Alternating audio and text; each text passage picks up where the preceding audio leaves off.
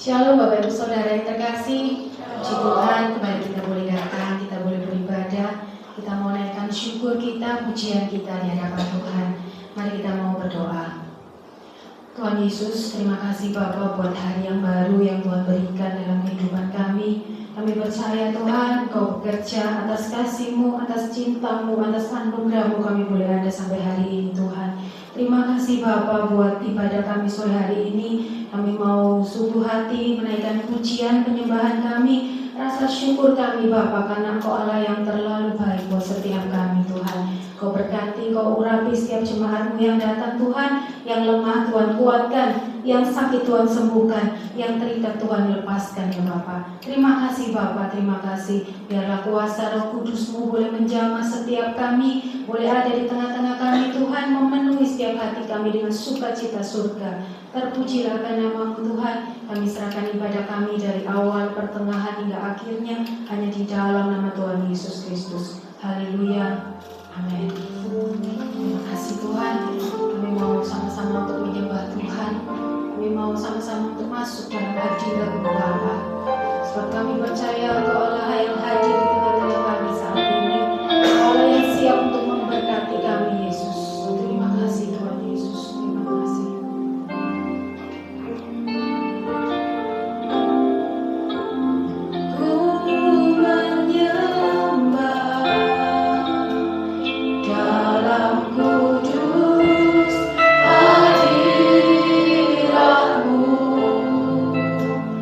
Hampiri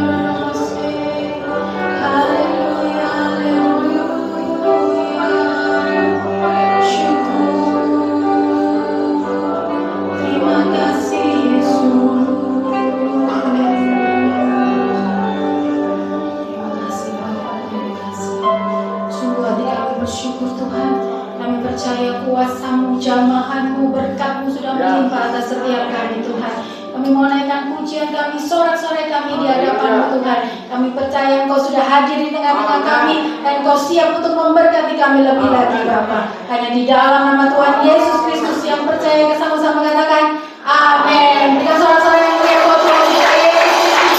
Haleluya. Haleluya. Haleluya. Haleluya.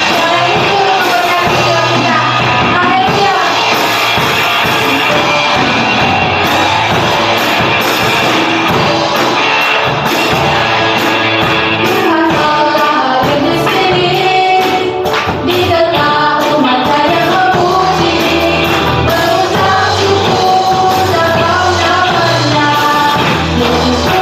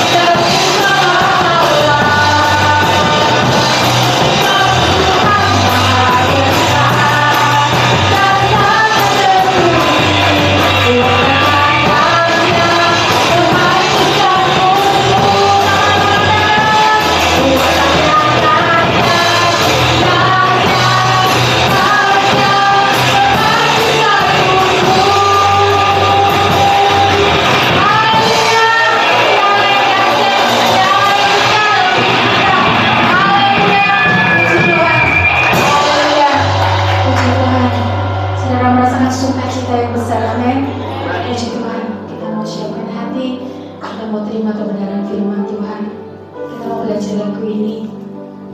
Lagu ini katakan bahwa kalau kita ada sampai di titik ini, kalau kita mencapai setiap keberhasilan kita sampai hari ini, semua bukan oleh karena kita, semua oleh karena kasih Tuhan, semua karena anugerah dan cinta Tuhan yang besar dalam hidup kita. Haleluya.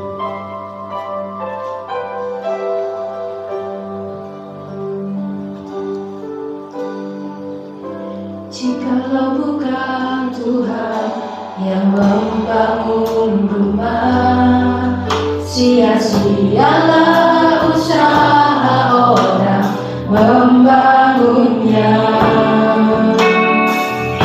Jikalau bukan Tuhan yang menjaga hidupku, sia-sialah usahaku tanpa seizin Tuhan.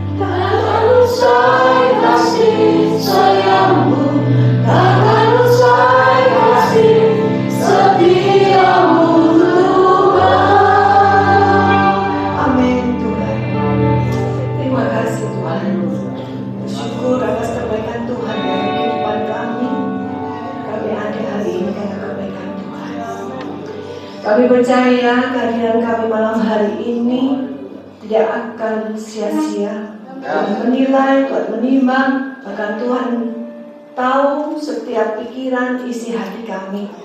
Kami rindu menyenangkan hati Tuhan melalui ibadah kami, Tuhan. Sebab itu kami percaya pujian penyenang kami sudah menyenangkan hati Tuhan. Tuhan beracara pada ibadah kami dari pertengahan hingga akhirnya. Kami percaya kuasa Roh Kudus menguasai setiap kami, memberikan hikmat, memberikan kami pengertian untuk kami sebentar menerima kebenaran firman-Mu. Tuhan, berkati hamba-Mu Bapak Gembala.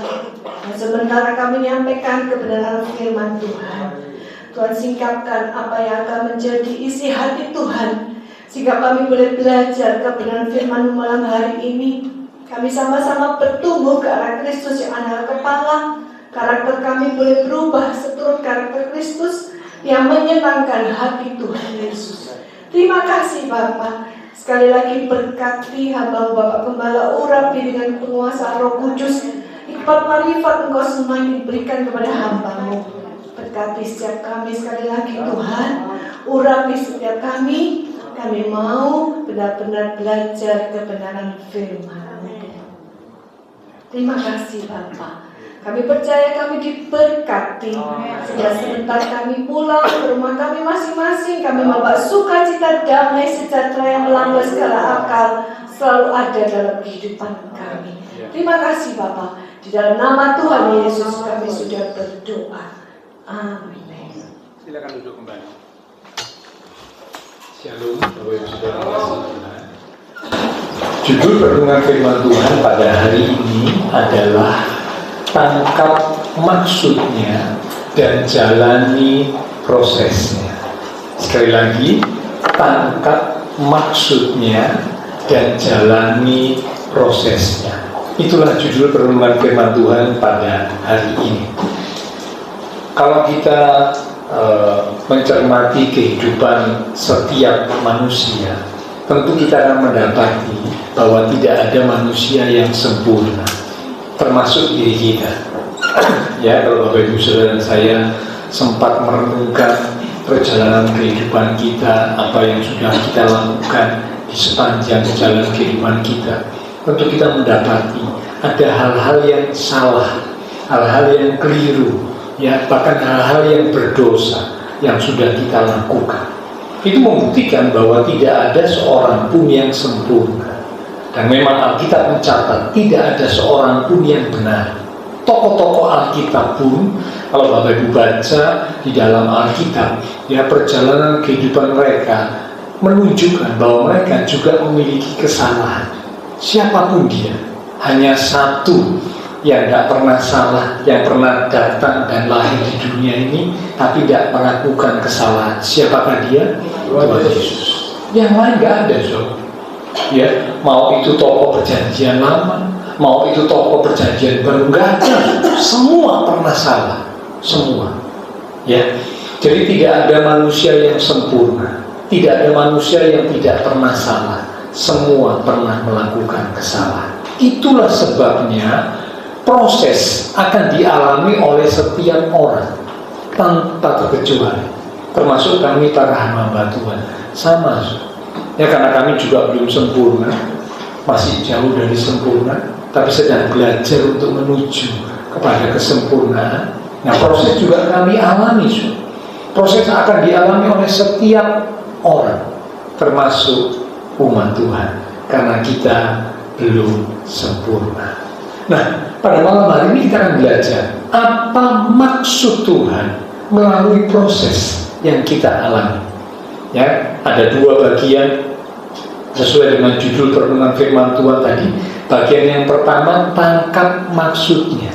Tangkap maksudnya itu maksudnya mengerti maksud Tuhan, lalu kita simpan dalam hati. Lalu yang kedua, jalani prosesnya. Ini akan dialami oleh semua orang, termasuk saya. Sekali lagi, mengapa? Karena kita belum sempurna, bahkan kita masih jauh dari sempurna. Proses Tuhan akan dialami oleh semua orang. Nah, sekarang kita akan tangkap maksud Tuhan, ya. Apa maksud Tuhan melalui proses yang kita alami di hidup kita. Setidaknya ada 3 maksud Tuhan. Ya, 3 maksud Tuhan melalui proses yang Tuhan izinkan terjadi di dalam hidup kita. Yang pertama, kita buka dari Yeremia pasal yang ke-18 di ayat yang ke-4 sampai dengan ayat yang ke-6.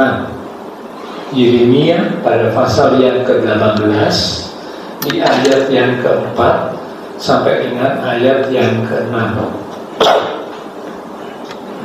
Saya akan bacakan, Bapak sudah bisa melihat, menyimak dari Alkitab ataupun menggunakan gadget yang tentunya hanya digunakan untuk membuka Alkitab saja. Yeremia 18 ayat yang ke-4 mulai.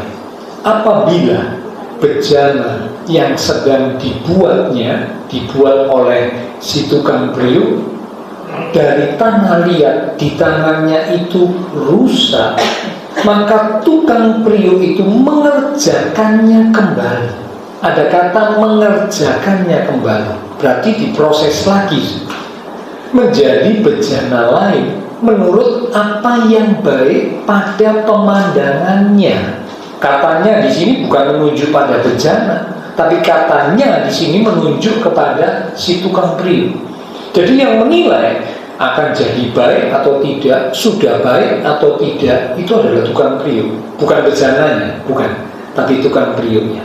5. Kemudian datanglah firman Tuhan kepadaku, bunyinya, masakan aku, dosa berarti Tuhan, tidak dapat bertindak kepada kamu seperti tukang priuk ini, hai kaum Israel.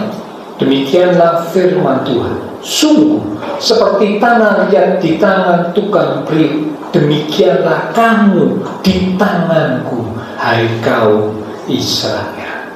Tuhan menggambarkan kehidupan manusia yang diproses itu seperti seorang tukang priuk yang sedang membuat atau mengerjakan bejana. Waktu tukang priuk membuat bejana dari bahan tanah liat itu dilebur, lalu kemudian dibentuk, diproses oleh si tukang priuk atau penjunani menjadi sebuah bejana. Ketika proses pembuatan bejana itu berjalan, kalau tiba-tiba saja si tukang priuk ini mendapati, wah, ini kok kurang bagus, kurang baik, kurang indah, bahkan mungkin ada bagian-bagian tertentu yang rusak, ya, entah itu retak, entah itu mungkin cuil, gitu ya, tidak rata dan sebagainya. Maka ketika tukang priuk itu melihat bejana yang sudah dibuat ini rusak, kurang baik, kurang indah, diproses ulang, dikerjakan kembali dengan cara apa? Dilebur lagi. Setelah dilebur menjadi tanah liat yang sudah gembur, dibentuk lagi menjadi bejana yang baru. Yang menentukan baik atau tidak, indah atau tidak bejana itu adalah si tukang priuk. Bukan bejananya ya, tapi tukang priuknya yang menilai dan menentukan. Nah, Tuhan berkata di ayat yang ke-6, seperti tukang priuk membentuk dan membuat bejana, demikianlah kehidupan umat Tuhan di tangan Tuhan. Ya, Tuhan ngomong, hai Israel. Memang di ayat ini ditujukan, disampaikan kepada bangsa Israel. Tetapi Bapak, Ibu, Saudara dan saya, kita adalah Israel secara rohani. Kita bukan bangsa Israel, bukan keturunan Yahudi, tapi secara rohani kita juga termasuk Israel secara rohani. Maka firman Tuhan juga berlaku buat kita, buat saya, buat Bapak Ibu Saudara. Ya, Tuhan membentuk, memproses kembali. Tuhan yang menilai apakah sudah baik, sudah indah. Kalau belum, diproses lagi, diproses lagi, diproses lagi, diproses lagi. Ya.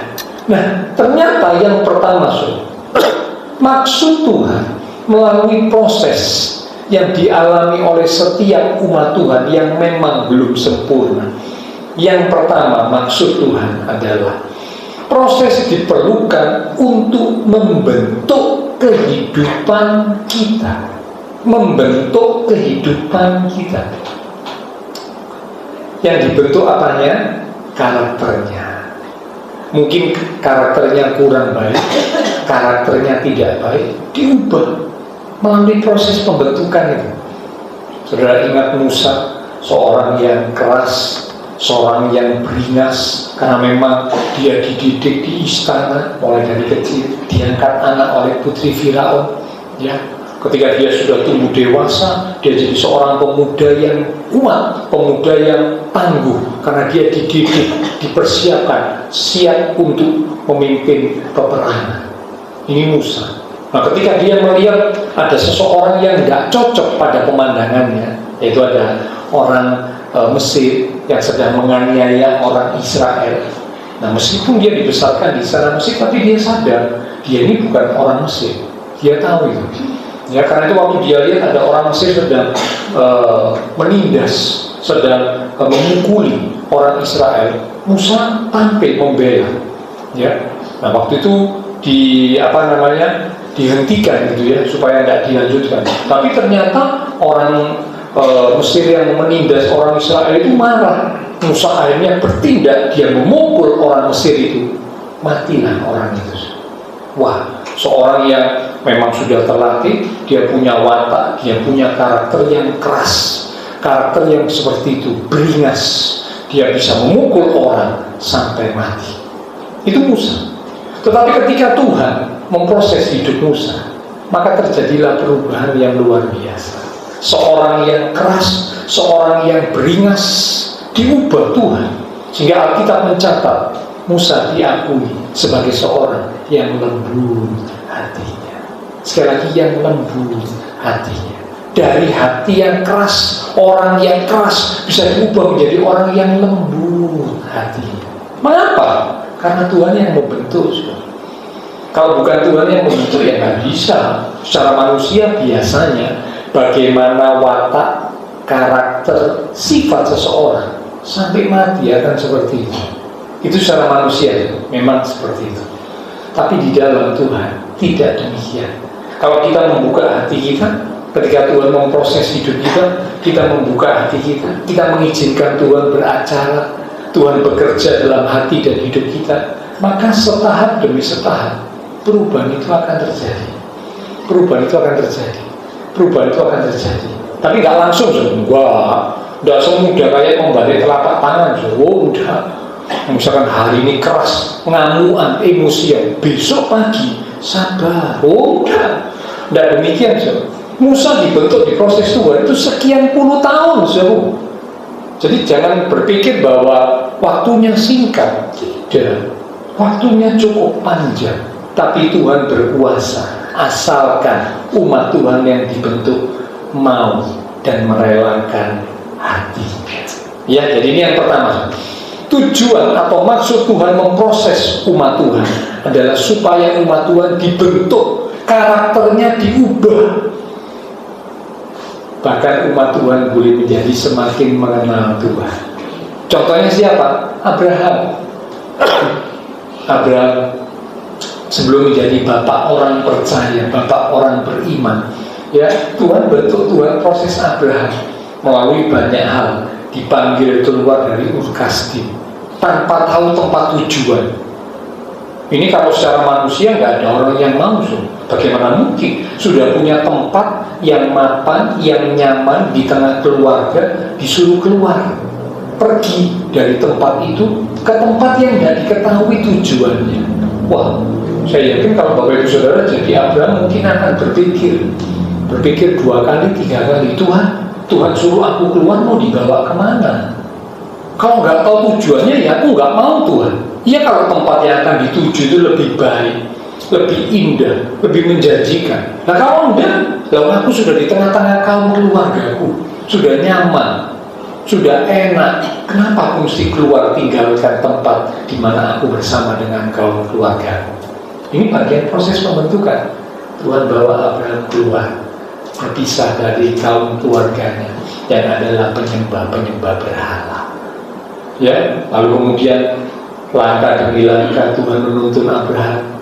Tuhan berjanji, kamu akan punya anak, ya, anakmu itu akan jadi bangsa yang besar, ya, bangsa yang menjadi berkat. Siapa yang memberkati keturunanmu, dia akan diberkati. Tapi siapa yang mengutuk keturunanmu, dia akan dikutuk. Itu janji Tuhan buat Abraham. Tapi tahukah Bapak Ibu, berapa lama Abraham menunggu janji Tuhan? 25 tahun. Proses kembali terjadi. Sampai di tengah perjalanan Sarah yang sudah tidak sabar, katanya Tuhan berjanji mau ngasih anak. Sampai aku sudah jadi nenek, belum punya anak, disodorkanlah Hagar. Dia ngomong sama Abraham, loh ada Hagar, budak perempuanku, hampiri dia, jadikan dia istrimu, supaya melalui Hagar aku bisa punya keturunan, bisa punya anak. Nah memang secara manusia itu pikiran yang masuk akal. Ya, ketika Abraham menghampiri Hagar, Hagar mengandung dan melahirkan. Tapi itu bukan anak perjanjian. Tuhan sempat menegur, ya, Tuhan sempat menegur kepada Abraham dan Hagar, Abraham dan Sarah, didiamkan sampai sekian belas tahun. Karena Abraham mengambil langkah sendiri, semaunya sendiri. Tuhan nggak suruh begitu, tapi Abraham dan Sarah mengambil langkah sendiri. Ya, ini proses sampai akhirnya berapa waktu kemudian betul lahirlah Ishak di usia yang sangat tua Abraham dan Sarah. Nah setelah Ishak lahir bertumbuh menjadi seorang remaja, tiba-tiba Tuhan minta persembahkanlah Ishak jadi korban bakaran. Tentu kalau Bapak Ibu Saudara bisa membayangkan peristiwa ini bukan peristiwa yang gampang. Kadang-kadang kita berpisah dari anak kita. Ketika anak kita pergi ke tempat yang cukup jauh, kita sudah merasa kehilangan. Ya, apalagi kalau berpisah dari anak karena anak dijadikan korban bakaran. Siapa orang tua yang rela? Tidak ada. Kalau secara manusia pasti nggak rela, nggak mau Tuhan. Kok anakku dijadikan korban bakaran? Anak yang aku tunggu sampai di usia lanjut baru aku mendapatkannya. Dapatnya juga cuma satu, sekarang diminta dijadikan korban bakaran. Apa-apaan ini Tuhan? Nggak mau. Bisa saja Abraham seperti itu. Dan kita mencatat Abraham melakukan taat kepada apa yang Tuhan minta. Dan ternyata Tuhan cuma menguji. Sekali lagi proses demi proses dialami oleh Abraham, membuat Abraham makin mengenal Tuhan. Ya, jadi ini yang pertama, proses diizinkan Tuhan untuk membentuk hidup kita. Karakter diubah, membuat kita umat Tuhan semakin mengenal Tuhan. Yang kedua, apa maksud Tuhan melalui proses yang Tuhan izinkan terjadi dalam hidup kita? Yang kedua, proses akan membuat hidup umat Tuhan semakin bernilai, berkualitas. Sekali lagi, proses yang Tuhan izinkan terjadi, ternyata Tuhan punya maksud membuat hidup kita sebagai umat Tuhan itu menjadi semakin bernilai. Proses akan menentukan hasil dan nilai. Saya memberikan contoh ya, kalau Bapak Ibu Saudara punya logam stainless steel, ya, stainless steel itu adalah logam yang anti karat. Ya, tidak bisa berkarat, tidak bisa ngeyel, tapi cuma logam, lempengan logam stainless steel, ya, yang belum diapa-apakan. Cukup mahal dibanding besi, lebih mahal stainless steel, karena stainless steel tidak bisa berkarat. Tapi belum terlalu mahal, karena apa masih hanya berupa lempengan logam, lembaran mungkin gitu ya. Tapi ketika dibentuk, dibuat menjadi pagernya rumah-rumah yang mewah itu biasanya pagernya terbuat dari stainless steel ya. Karena apa? Wah, supaya awet, tidak perlu ngecat, tidak bisa berkarat dan sebagainya. Ketika stainless steel dibuat menjadi pagar di sebuah rumah yang mewah, nilainya naik, nilainya berubah, ya, nilainya naik cukup banyak. Mengapa? Karena ada proses pembentukan. Nah, ketika stainless steel ini dikerjakan dengan semakin lebih lagi, melalui proses yang lebih banyak dan lebih rumit, dibuatlah jam.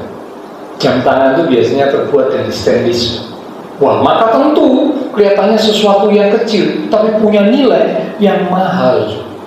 Karena apa? Prosesnya semakin lebih lagi.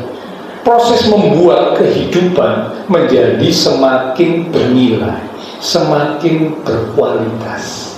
Tuhan ingin memproses hidup Bapak Ibu Saudara dan saya, supaya hidup kita semakin bernilai dan berkualitas di hadapan Tuhan. Ya, itu yang kedua, maksud Tuhan.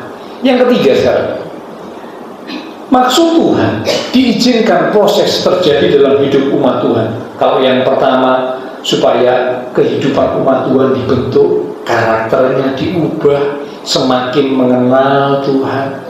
Yang kedua, proses membuat kehidupan umat Tuhan semakin bernilai, semakin berkualitas. Yang ketiga, ternyata maksud Tuhan mengizinkan proses terjadi dalam hidup kita. Yang ketiga, ternyata proses adalah cara Tuhan untuk membawa umat Tuhan memasuki satu musim atau satu babak yang baru dalam kehidupan. Sekali lagi, cara Tuhan membawa umat Tuhan untuk memasuki satu musim yang baru, satu babak yang baru. Ya, biasanya terkenal dengan sebutan new season. Musim yang baru, babak yang baru. Wah, itu maksudnya apa, Pak? Contohnya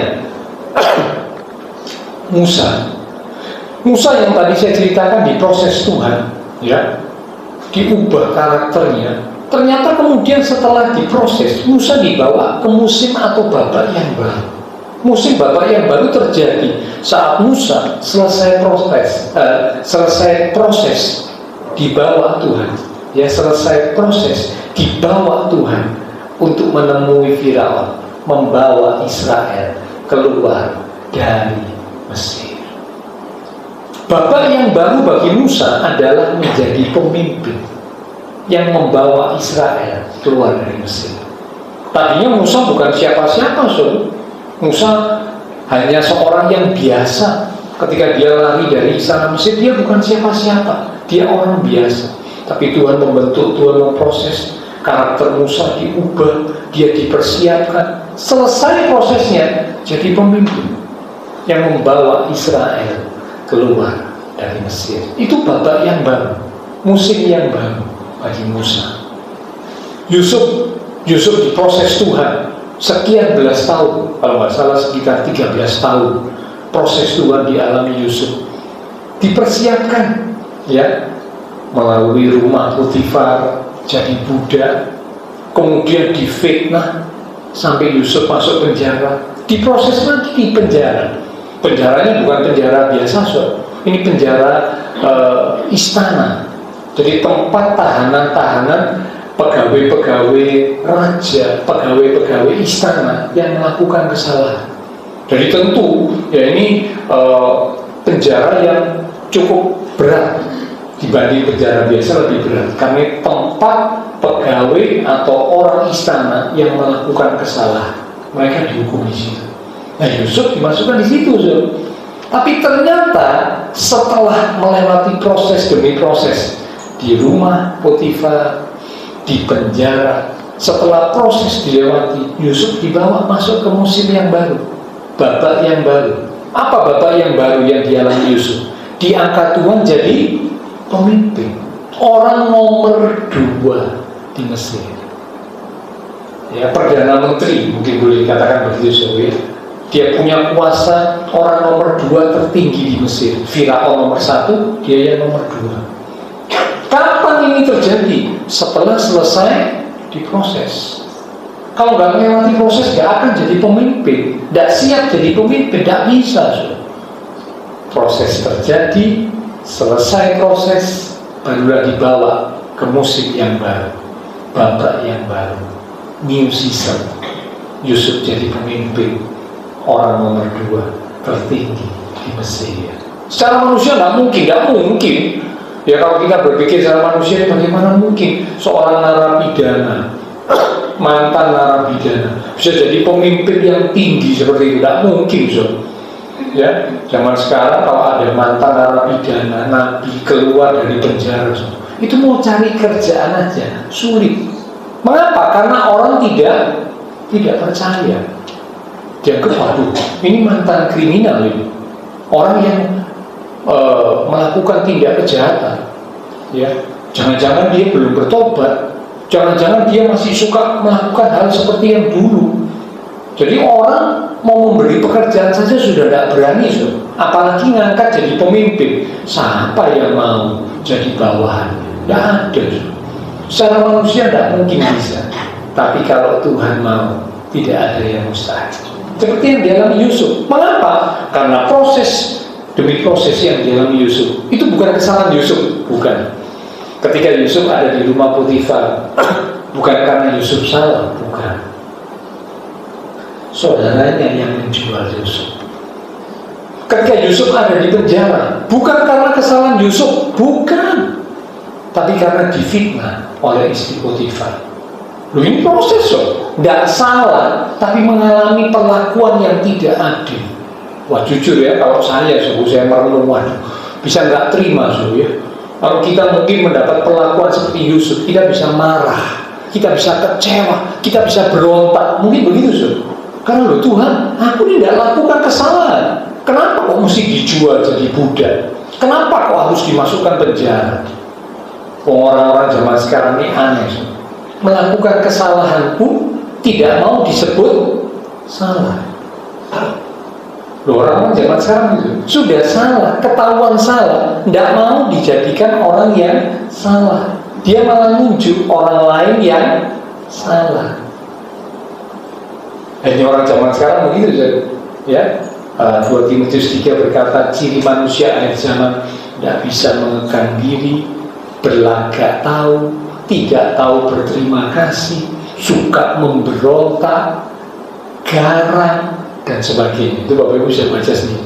Jadi gak heran ya, kalau saya lihat sekarang, waduh, memang benar firman Tuhan digenapi. Ya, saya lihat manusia akhir zaman ini semakin luar biasa. Yang jelas salah itu masih bersuara tidak salah, katanya gitu. Bahkan dia menunjuk orang lain yang salah. Wow, ya, luar biasa. Maling tapi teriak maling, katanya gitu, ya. Padahal dirinya yang maling gitu, tapi dia teriak maling, katanya. Jadi orang lain yang ditunjuk yang jadi malingnya. Nah, ini Yusuf terbalik loh. Dia tidak salah tapi dijadikan salah. Itulah proses. Ya, itulah proses. Dan ketika Yusuf berhasil menyelesaikan dan menjalani prosesnya, babak yang baru dialami oleh Yusuf, diangkat Tuhan sesuai dengan mimpi yang Tuhan berikan kepada Yusuf. Ya, ini bagian yang pertama. Ya, judul renungan firman Tuhan tadi, tangkap maksudnya. Ternyata setelah kita mengerti maksud Tuhan, oh, ternyata maksud Tuhan melalui proses kehidupan itu seperti ini. Yang pertama tadi saya ulang, diizinkan Tuhan mengalami proses supaya hidup kita dibentuk, karakternya diubah, makin mengenal Tuhan. Yang kedua, proses diizinkan terjadi supaya apa? Hidup kita makin bernilai, berkualitas di mata Tuhan. Dan yang ketiga, proses diizinkan terjadi supaya kita dibawa menuju ke musim babak yang baru.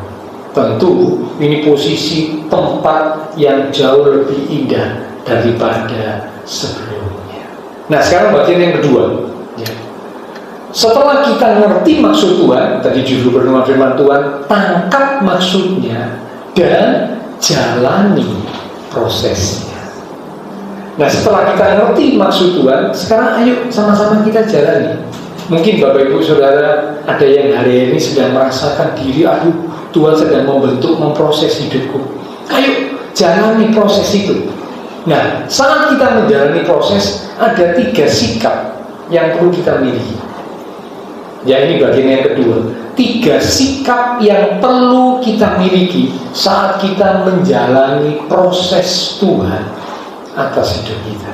Yang pertama, jalani proses dengan bersyukur. Waduh Pak, di proses itu tidak enak, kok disuruh bersyukur? Ya tidak mungkin lah Pak. Tapi kan tadi Bapak Ibu Saudara sudah tahu di atas tadi, bahwa Tuhan punya maksud yang baik, Tuhan punya maksud yang indah. Di proses meskipun tidak enak, ternyata Tuhan punya maksud yang baik, maksud yang indah. Nah, kalau kita sudah tahu ada maksud yang indah, maka Sikap yang pertama, kita belajar sama-sama. Ayo jalani proses dengan bersyukur. Katakan, Tuhan, aku tahu meskipun itu tidak enak secara dagingku, tidak enak secara perasaan hatiku, tapi aku tahu ada maksud Tuhan yang indah di balik proses yang sedang Tuhan izinkan terjadi dalam hidup. Aku mau jalani dengan bersyukur. Aku mau jalani dengan bersyukur. Ini yang pertama. Sikap yang harus dimiliki saat menjalani proses adalah bersyukur. Karena kita tahu maksud Tuhan itu baik, indah buat kita. Yang kedua, setelah bersyukur, maka yang kedua, jalani proses dengan tetap percaya. Sekali lagi, tetap percaya. Ada umat-umat Tuhan ketika sudah melewati atau menjalani proses, dia merasa jadi meragukan Tuhan. Dia berkata, aku jadi umat Tuhan, bahkan aku jadi pelayan Tuhan, tapi kok aku mengalami hal-hal seperti ini ya? Mulai dia merasa, aku gak bisa terima ya. Mulai dia meragukan Tuhan, meragukan kasih Tuhan, meragukan kebaikan Tuhan. Katanya Tuhan itu baik, tapi kenapa aku umat Tuhan, aku pelayan Tuhan, mengalami proses seperti ini? Mulai meragukan Tuhan. Yang kedua, jalani proses dengan tetap percaya. Jangan pernah meragukan Tuhan ya, karena Tuhan berjanji tidak meninggalkan kita. Tuhan berjanji tetap menyertai kita di sepanjang musim hidup kita. Seperti sebuah pujian berkata, Engkau Tuhan ada di setiap musim hidup. Jadi saat Bapak Ibu Saudara di tengah proses yang berat sekalipun, di situ pun Tuhan ada. Tuhan tidak meninggalkan kita. Tuhan tetap menyertai kita. Ya, meskipun sedang mengalami proses. Karena itu mari tetap percaya. Ini yang kedua, sikap yang harus dimiliki. Yang ketiga, yang terakhir, ini benar-benar terakhir ya. Sikap yang harus dimiliki saat kita menjalani proses. Yang pertama, bersyukur. Karena kita tahu Tuhan punya rencana, punya maksud yang baik, yang indah buat kita. Yang kedua, jalani proses dengan tetap percaya. Karena di tengah proses yang berat sekalipun, Tuhan tetap beserta kita. Tuhan tidak pernah meninggalkan kita. Seperti Tuhan menyertai Yusuf, demikian juga Tuhan menyertai kita. Yang ketiga, jalani proses dengan terus hidup di dalam kebenaran. Tetap terus hidup dalam kebenaran. Ada umat Tuhan kadang ketika diproses, di tengah perjalanan dia merasa sudah tidak sanggup lagi. Bukan cuma meragukan Tuhan, sekarang dia bilang percuma sudah. Aku mau belajar hidup benar, aku mau belajar hidup suci, aku mau belajar taat kepada firman Tuhan. Ngalami kayak gini, tidak selesai-selesai, tidak beres-beres, terus ada saja prosesnya. Sudah, kalau gitu aku nggak perlu lakukan kebenaran. Sayang, Tuhan mau justru kita umat Tuhan jalani proses itu dengan terus hidup dalam kebenaran. Seperti Yusuf tadi. Yusuf diproses Tuhan lewat macam-macam hal yang sulit dalam hidupnya. Dia terus hidup dalam kebenaran. Kalau Bapak Ibu mengikuti kisahnya Yusuf, anaknya Yakub perjanjian lama, di rumah Potifar sebagai budak, tidak enak Yusuf. Ya, orang sekarang kerja jadi pegawai saja banyak yang tidak senang Yusuf. Banyak orang bilang, Pak, kerja itu berat Pak, kerja itu tidak enak. Ya, saya mau ngomong, mana ada kerja yang enak? Ada kerja yang enak? Tidak ada so. Ya, yang jadi pegawai tidak enak, yang jadi bos saja juga tidak enak. Bos itu kadang-kadang juga pusing so. Ya, pusing nanti ini gini, kalau ini gimana, ada tagihan ini, ada keadaan gini, yang tanggung jawab kan bos so. Pegawai kan cuma terima gaji, ada tanggung jawab dalam pekerjaan tapi terima gaji. Kalau bos tanggung jawab dengan semua hal so. Banyak orang berpikir enak ya jadi bos, lu enggak so. Jadi bos itu ternyata juga pusing so. Ya, dia pusing kalau nanti ada perubahan harga bahan baku, kalau nanti ada keadaan begini, pusing. Bosnya itu pusing tuh. Apalagi kalau pasar lagi lesu, yang paling pusing siapa? Bosnya. Loh iya, paling pusing tuh. Pegawai ini kan bilang gini, nggak apa-apa pasar lesu, pokoknya aku terima gajian. Nah, katanya gitu coba pegawai. Loh, tapi bosnya pusing loh. Dia bingung, lepasannya lesu tapi mesti tetap bayar gajian. Padahal omset menurun dan sebagainya. Pusing tuh. Jadi kalau mau jujur, apa sih kerjaan yang enak? Tidak ada, Jo. Kerja apapun itu tidak ada yang enak. Selalu ada risiko, selalu ada tanggung jawab. Itu namanya kerja.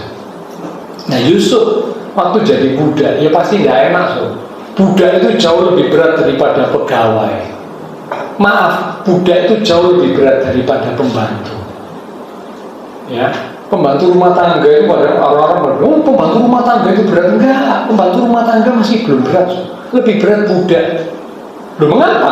Karena budak itu tidak punya hak atas hidupnya. Kalau pembantu rumah tangga masih punya hak. Ada yang menyakiti, wah bisa dilaporkan ke Komnas HAM. Wah, ini melakukan tindak kekerasan, bisa. Tapi kalau budak nggak bisa dituntut. Ya, kalau budak dipukul majikannya, kali misalkan waktu itu ya Yusuf dipukul sama tuannya Potifar, dipukul Yusuf, ya, dihajar, tidak bisa dituntut, tidak bisa, so. Itu budak, so. Jadi budak ini lebih berat daripada pegawai, lebih berat daripada asisten ataupun pembantu rumah tangga, jauh lebih berat karena tidak punya hak atas hidupnya. Itu dalam Yusuf. Masa yang sangat sulit buat Yusuf. Saya kalau bayangkan dari anak yang paling dicinta oleh orang tuanya, dimanja, dapat pakaian jubah yang paling indah, tiba-tiba harus berubah hidup menjadi seorang budak. Wah, ini berat. Ini berat, tidak gampang. Biasa hidupnya enak, sekarang tahu-tahu jadi sangat sulit. Ini tidak gampang. Tapi ternyata dalam situasi yang sangat sulit, Yusuf tetap melakukan kebenaran, tetap taat. Dibuktikan apa? Kita mencatat dia diangkat oleh Potifar karena Tuhan memberkati. Yusuf mengerjakan dengan baik, hidup dalam kebenaran meskipun seorang budak. Tuhan berkati.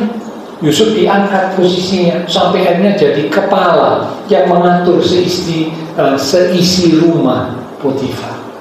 Nah, sudah mulai naik, ya, penampilan Yusuf berubah. Tadinya budak, ya, kumus-kumus, tidak karu-karuan mukanya, sekarang sudah jadi beda, kepala yang mengatur seisi rumah Potifar. Nah, istrinya Potifar jatuh cinta, merayu Yusuf. Bukan cuma merayu Yusuf, tapi satu ketika Yusuf ditangkap, dipegang pakaiannya istrinya Potifar. Kali ini kamu tidak bisa lolos. Tapi luar biasa, Alkitab mencatat Yusuf lepas pakaiannya, lari, tidak mau. Padahal di rumah tidak ada orang. Luar biasa. Mengapa? Yusuf tetap hidup di dalam kebenaran. Mari jalani proses yang Tuhan izinkan terjadi dalam hidup kita dengan terus hidup di dalam kebenaran. Tetap hidup di dalam ketaatan akan firman Tuhan. Maka nanti hasil akhirnya pasti indah, pasti baik, pasti luar biasa. Ya, cerita dalam Alkitab, Bapak Ibu sudah lihat tokoh-tokoh Alkitab yang ketika mereka diproses Tuhan, mereka bisa lewati jalan itu dengan baik, dengan benar. Hasil akhirnya luar biasa, indah. Karena apa? Tuhan sediakan yang terbaik buat anak-anaknya yang sudah selesai diproses. Biarlah firman Tuhan ini boleh jadi berkat untuk kita sekalian. Silakan Pak Mimbar kembali maju ke depan. Mari kita tangkap maksud Tuhan melalui proses yang Tuhan izinkan terjadi dan jalani prosesnya dengan benar. Percayakanlah hasilnya kepada Tuhan. Tuhan sediakan yang terbaik buat anak-anaknya yang selesai diproses. Lewat satu pujian kita katakan, bagaikan bejana yang siap untuk dibentuk, demikianlah hidupku ada di dalam tangan-Mu Tuhan. Aku berikan, aku persembahkan hatiku, hidupku kepadamu Tuhan. Aku izinkan Engkau membentuk, memproses hidupku supaya aku boleh menjadi bejana-bejana yang indah di hadapan Tuhan. Bagaikan bejana siap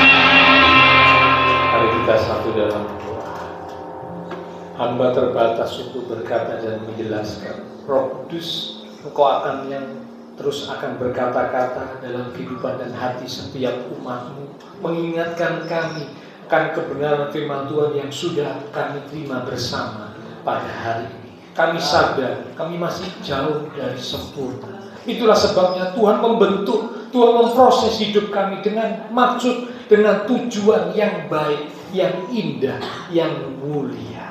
Biarlah kami jalani proses dengan hati bersyukur. Kami jalani proses dengan hati tetap percaya. Dan kami jalani proses dengan terus hidup di dalam kebenaran. Taat akan perintah Tuhan. Kami yakin setelah kami selesai proses, Tuhan akan bawa kami ke musim yang baru, ke babak yang baru, new season. Seperti Yusuf jadi pemimpin, Musa jadi pemimpin, demikian juga setiap kami umat Tuhan akan dibawa, diangkat Tuhan, dipersiapkan menjadi Allah Tuhan untuk kemuliaan Tuhan. Terima kasih Tuhan Yesus, terima kasih. Hamba berdoa biarlah Engkau memberkati setiap umat-umat-Mu ya Tuhan. Diberkati iman rohani, diberkati keluarga rumah tangga, diberkati usaha pekerjaan, diberkati studi sekolah, diberkati kesehatan kami, bahkan diberkati masa depan kami. Terima kasih Tuhan. Semua yang sudah melayani, persembahan yang dipersembahkan, apapun yang dilakukan setiap umat Tuhan, karena mengasihi Tuhan, Allah sumber segala berkat akan memberkati kembali dan terus memakai hidup kami untuk kami boleh lebih lagi berkarya bagi Tuhan untuk kemuliaan Tuhan. Kami berdoa memberkati bangsa negara kami Indonesia, pemimpin-pemimpin bangsa kami, kota kami Surabaya, dengan juga tangga lingkungan sekitar gereja Tuhan. Memberkati setiap jemaat-jemaat Tuhan yang berulang tahun sepanjang minggu ini. Biarlah melalui pertambahan usia yang Tuhan beri, membawa kami semakin cinta Tuhan, semakin sungguh-sungguh di dalam Tuhan. Demikian juga kami berdoa buat teman-teman seiman yang tidak bisa hadir. Tuhan menilik melawat setiap mereka. Jika ada mereka yang sakit, kami berdoa Tuhan Kau menjamah, pulihkanlah kekuatan, kesehatan, kesembuhan di dalam nama Tuhan Yesus Kristus. Oleh bilur Tuhan Yesus, teman-teman seiman kami yang sakit disembuhkan. Mungkin ada mereka yang lemah imannya, Tuhan Kau kuatkan, bangkitkan kembali. Mungkin mereka sedang menghadapi tantangan masalah sebagai bagian dari proses yang Tuhan izinkan terjadi. Bila mereka tetap percaya, mereka tetap bersyukur, mereka tetap hidup di dalam kebenaran, waktunya tiba, Tuhan akan menyatakan pertolongan. Kuasa kemuliaan Tuhan akan dinyatakan. Terima kasih Tuhan Yesus. Selesai ibadah, kami akan bisa satu dengan yang lain. Kembali ke aktivitas kami, kembali ke keluarga rumah tangga kami. Biarlah segala berkat, anugerah, damai, sukacita yang melimpah dari Allah Bapa Surgawi, kasih Tuhan Yesus Kristus, persekutuan dengan kuasa Roh Kudus akan memimpin menuntun langkah kehidupan setiap kita. Itu terus mengingatkan mulai malam ini sampai Maranatha, Tuhan Yesus datang kembali. Dalam nama Tuhan Yesus Kristus, semua yang percaya diberkati Tuhan. Mari bersama dengan iman kita berkata, Amin. Tuhan berkati kita sekalian sampai berjumpa di waktu yang lain.